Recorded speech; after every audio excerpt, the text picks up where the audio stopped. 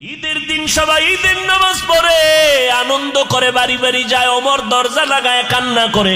আবু হুরায়রা রাদিয়াল্লাহু আনহু বলেন, ভাই ওমর খলিফাতুল মুসলিমিন, আপনি ঈদের দিন আনন্দ বাদ দিয়ে কেন কান্না করেন? ওমরে ফারুক বলে, ভাই আবু হুরায়রা, কান্না কেন করি? আনন্দ তো ওই ব্যক্তি করবে যার কোনো চিন্তা পেরেশানি নাই।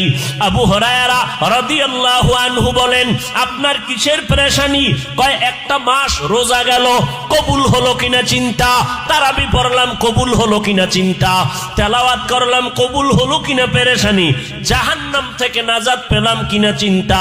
আবু হুরায়রা বলেন, খলিফাতুল মুসলিমিন, আল্লাহ তো আপনাদের 10 জনকে জান্নাতের টিকিট দান করেছেন, আবার এত চিন্তা কেন?